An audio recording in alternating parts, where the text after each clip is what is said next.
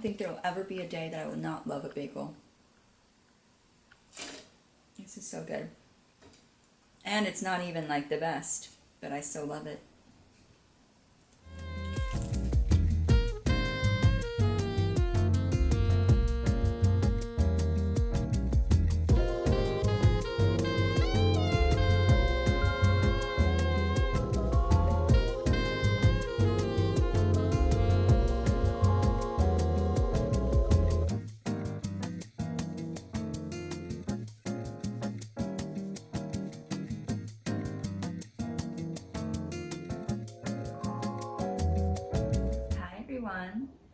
I thought I felt it was good timing to just have a chat and yeah, talk about the season, the season I'm in, and the commitment I made for 30 days of vlogging, and like the part that I knew might be challenging, which was the part of the month where I start to get more inward, a lot more sensitive, more emotional, less rejuvenated and spring-like. And I just finished watching a great video, I'll link here, about Persephone, and it helped affirm for me things about my self-esteem, and that it's okay to be in that like inward dark side, because there's so much pressure on people to be always happy and joyful and like creative and all these beautiful, perfect things that are just not the truth. And the self-esteem, like in the past, has intertwined with whether I was in that light place or not. And another interesting thought came up to me, and it was how like nature has its seasons, but nature doesn't experience their like darkness in the same way that humans do, because we experience emotions in a very visceral, physical way. And I'm not sure if it's the same experience for trees and plants, like the pressure while you're in that budding phase, like that inward dark pressure. It's very uncomfortable and can be just challenging to embrace, especially if there's pressure from society to be something else, to not honor like that natural part of life, which is to be dark and inward, and just like wanting to curl into like a little ball and cry and all these things. And that's something that I think is really important to talk about more, because it's not fair that some of the world doesn't get to be like honored, seen, and recognized for the fact that they're going through a cycle like this every single month. And it's like very challenging, especially if you put pressure on yourself to show up every day like, okay, I got this. Even I'm barely like, I'm not even, you know, in a work position like I used to be, where you had to show up at a specific time and leave at a specific time.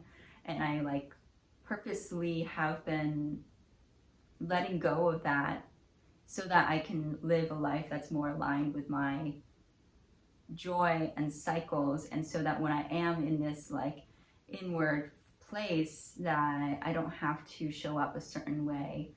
So that's something I've been navigating with, like still posting every day, and the imperfection that I'm starting to feel come up. The last couple of days I just didn't really get much video content, because I was also trying to catch up with editing, because that in itself is like a whole thing with, it's just like takes some time, and sometimes it's slow to download, and then yeah, so I'm hoping to catch up the next few days. And yeah, just like feeling very unhappy and unsatisfied with my environment. It's like I made it through winter, and now we're in the last stretch of spring, and I'm like, I can't, it's like I physically am not able to open up more. I'm being asked and forced almost to stay in my inward phase of budding. And it's like that last stretch. And yeah, there's so many things that I prefer to experience right now. And it's okay that I'm not there. And there's things I can be grateful for instead. Yeah, I'm really grateful for my family, even though I've had a lot of challenge. I haven't fully explained my background here, but I off and on like was living in New York City from 2020 onward. I've been kind of like in this transformational, like, what's the word when you're like reborn? I feel like I've been in this rebirth phase and this void where I'm not necessarily like moving forward like fast, but at the same time I'm ready for change, like on a completely all levels of my life. And in order to do that, you actually have to change inwardly. You have to change your beliefs, your thought patterns, your habits. Like it's more than like a physical thing. It's really an inward thing. And so for the last like 4 years, I've been going through a lot of deep inward processes of change and evolution and expansion, and a lot of pain and sadness with some moments of joy. But it's still like, it feels like it's still not the level that I know I am going to experience. And sometimes I have doubt, like, when is that going to happen? Like, am I just going to stay in this hole? Last night I had that thought. I'm like, am I just stuck here forever? Like that, yeah, that would be not great. But no matter where I am in life, like I'm always, and who all of us are always going to be having to navigate some sort of challenge. So, oh my God, there's this really adorable looking goat on this thing. I'm avoiding the topic. Yeah. So like, yeah, so I left New York City. I had been doing a lot of odd jobs because I was working towards creating my own business to support myself, to earn an income in my own way, in a way that felt more aligned with me. And yeah, working for someone else just doesn't really always work for me in the ways that like their expectations don't line up with my preferences. And I kind of always knew that I was gonna do something on my own. But so yeah, so my income level has been quite low because of that, and because I'm still working through the belief systems to transform them to align with the income flow I desire, and I know that is possible for me. And so, yeah, so since last summer, I've been living with my parents and just continuing through this void space I'm in and doing what I can to just focus on my inward experience of changing my mindset around like how I can manifest those things, and that I'm not dependent on something outside of me to create it. I'm actually, it's all sourced from within, and that is what I'm practicing, honing in every single day, those beliefs, those feelings, those mindset around myself and my self-esteem too, knowing that all of these things are just very different from the people around me, and getting faced with like constant, less now, but it was a lot before, like pressure to act or do something a certain way to please other people and their own limiting beliefs. And that in itself is like challenging, tiring, and like I have to face that within myself in some ways. So like facing it externally too made me just want to like be in a hermit and just get everyone away because like it's just not helpful. But it's kind of like where I'm at. But the last few months, I've really been able to hone in more and more into my belief system that is unshakable. And so that no matter what anyone says outside, like externally to me, that I'm able to come back to my power and my self-belief and my knowing that I'm a creator of my life. And that in itself is like the most powerful thing you can hone in on and you can develop and like remind yourself of. Because we truly can create, even though like sometimes I'm like, can you show me a sign? I have seen signs. So like there's only so many signs that, you know, like at a certain point, you have to believe it before you can see it. And I've definitely manifested some pretty awesome things.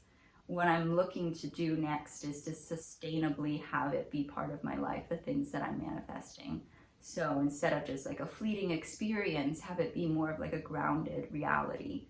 And yeah, I think constantly the lesson is to come back to love and to come back to refocusing on your body and like regrounding into your body. And that's why this period of time is so important actually, because it forces me to come back to my body and come inward and ground in so that I'm able to be more like balanced.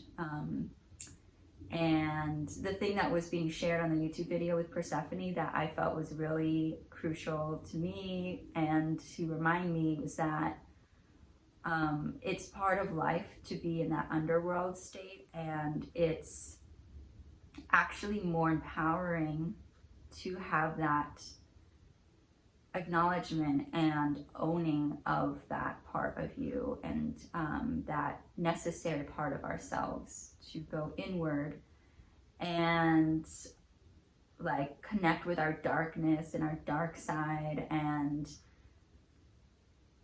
it's really more so about what they're sharing in the video. Astro Poppy is my favorite, one of my favorite people to listen to, learn from, and connect with. And the video was sharing about boundaries, and I feel really resonant with that narrative of these like darker gods, goddesses, or like guides that are actually there to help you protect yourselves and to help you to have boundaries with your love and your light. And that I have definitely experienced many times so much like people projecting their shit on me because of my own belief of myself and my own like excitement and vibrancy for what it is that I envision for myself. And so it's really about having your own like shielding built up so that those things don't impact you, but also to be like, okay, if that's what they're gonna do, if that's how they want to interact with me, then maybe there's no space for that. And actually you need to create an energetic boundary of like when and how often you spend time with them. Yeah, and then coming back to like taking responsibility of, okay, when have I been that person that maybe has projected my own stuff on someone else? And yeah, I think just the more we like support each other in this journey of expansion and self-empowerment, it's just better for everyone overall. And everyone's a mirror, so like it's an opportunity if you do feel triggered or like bothered by someone else's joy or darkness, then it's an opportunity to come back and reflect on yourself and where there's something that's being spoken to you in your body and that visceral reaction that is not necessary. Like usually it's some sort of truth you see that you're not accepting within yourself. That makes sense. So yeah, so this period of time, I'm definitely in my fall, gearing up for my winter, and we're gonna do it together. We've got like, what, 17? No, like 13 more days together. So here we go. Yeah, I'm gonna take a shower and enjoy that. That always helps me feel a little bit more luxurious and less gross and oily and dirty. All right.